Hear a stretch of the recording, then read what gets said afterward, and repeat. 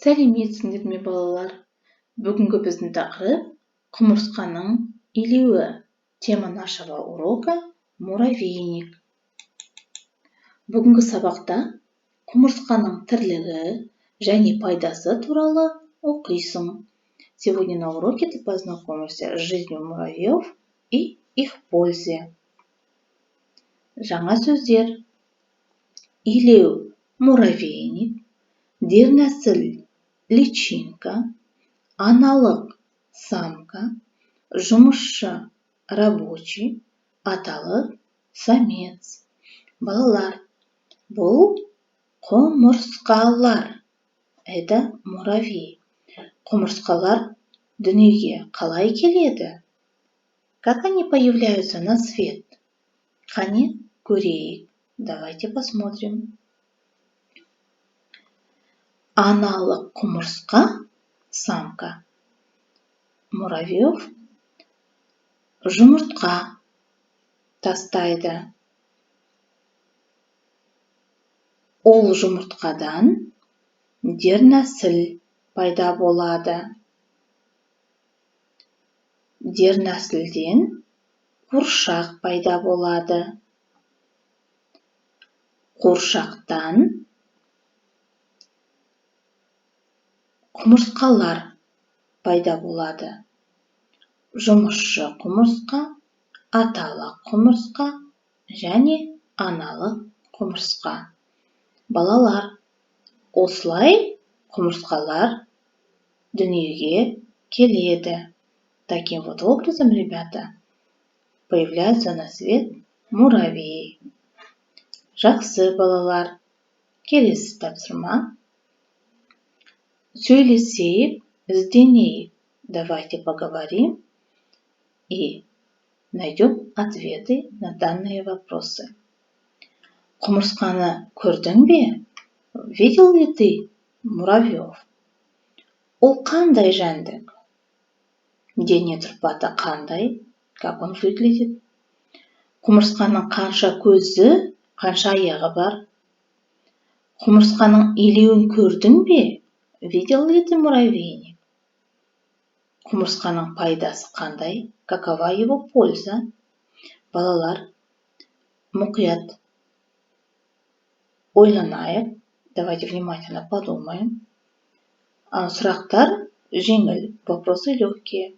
Осы сұрақтарға жауап беріңдер. Ответьте на данные вопросы. Жақсы. Видеоны тоқтатып, жауап беріңдер. Приостановите видео, ответьте на данные вопросы. Ал енді жауаптарымызды салыстырайық. Давайте сравним наши ответы. Тексерейік, проверим. Құмырсқаны көрдің бе? Я құмырсқаны көрдім. Әсіресе, особенно, жаз айында көп болады. Много их летом. Ол қандай жәндік? Құмырсқа өте еңбекқор, төзімді, кішкентай жәндік. Хотя он и маленькое насекомое, оно еңбекқор, трудолюбивое и выносливое, төзімді. Дене тұрпаты қандай?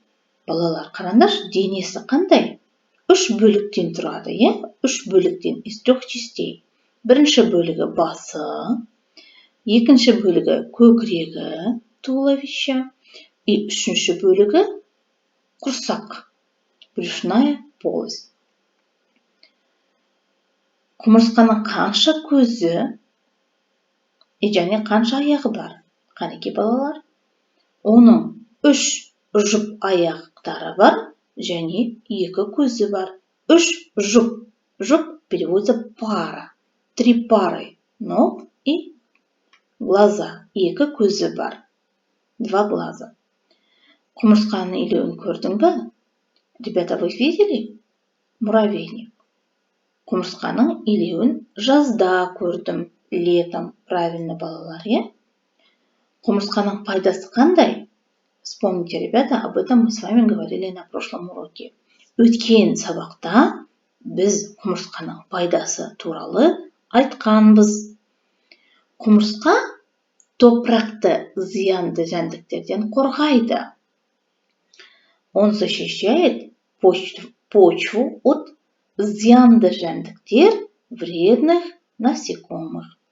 Жақсы балалар, міне біз құмырсқа туралы мәлімет алдық. Мы получили информацию небольшую о құмырсқа, муравьях. Жақсы, келесі, енді мәтінмен танысайық. Мәтінді оқиық, прочитаем текст, внимательно слушаем, мұқият тыңдаймыз.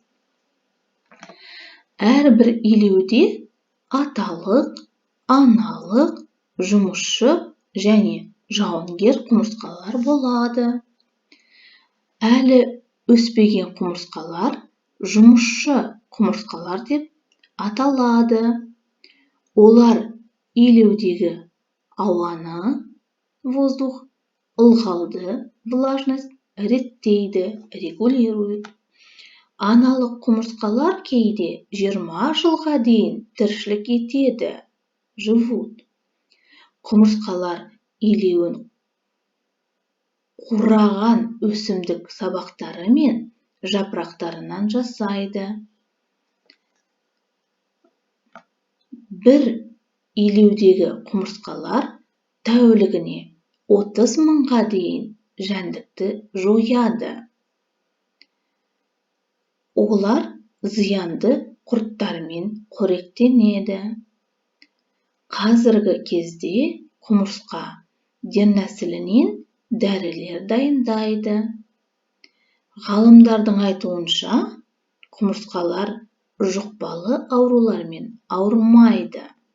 Өйткені құмырсқа бар жерде таза жер. Құмырсқаның 5000-дай түрі бар. Құмырсқаның илеуін бұзба. Жақсы балалар, енді мәтінді орысша аудармасымен салыстырып көрейік. Давайте сравним с переводом на русском языке. Аналық, аталық, жұмысшы және жауынгер құмырсқалар болады. Бывают муравьи-самцы, самки, рабочие и воины муравьи. Группа незрелых муравьев называют рабочими муравьями. Әлі өспеген құмырсқалар, незрелые, не выросшие. Олар илеудегі ауаны, ылғалды реттейді. Они регулируют воздух и влажность в муравейнике. Самки иногда доживают до 20 лет. Доживают. Тіршілік етеді, живут. Дейін до.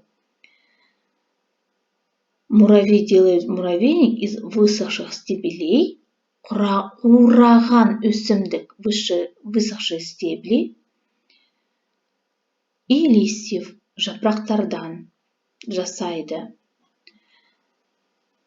Бір тәулікте в одни сутки муравей за сутки уничтожает до 30 тысяч насекомых. Посмотрите, ребята, 30 мыңға дейін жәндікті жояды. Олар зиянды құрттармен қоректенеді. Питаются зиянды құрттармен. Чем? Вредными насекомыми. Қазіргі кезде дәрілер жасайды, дернәсілдерінен. Из личинок делают лекарства. Ғалымдардың айтуынша, по словам ученых, муравьи не болеют инфекционными заболеваниями, так как они находятся всегда в чистой земле. Смотрите, ребята, числительное. 5000-дай түрі бар. Вспомните, какое это числительное? 5000-дай. Около 5000. То есть это болжалды сан есім, приблизительное числительное. Жақсы балалар, өздерің жұмыс істеп, осы мәтінді бір рет оқып шығыңдар. Прочитайте текст сами самостоятельно один раз. Оқып шығыңдар және выпишите незнакомые слова, словарь, таныс емес сөздерді сөздіктеріне теріп жазып алыңдар. Енді жазылым жұмысы, письменная работа. Сөйлемдерді оқы, толықтыр, прочитай предложения и дополни их. Қажетті сөздерді мәтіннен тауып қолдан. Нужные слова ты найдешь в тексте. Поэтому, ребята, важно проработать текст. Балалар, тақырып түсінікті болса, если тема вам понятна, тапсырма түсінікті болса, если задание все ясно, тапсырманы орындаймыз, выполняем задание. Сау болыңдар, балалар.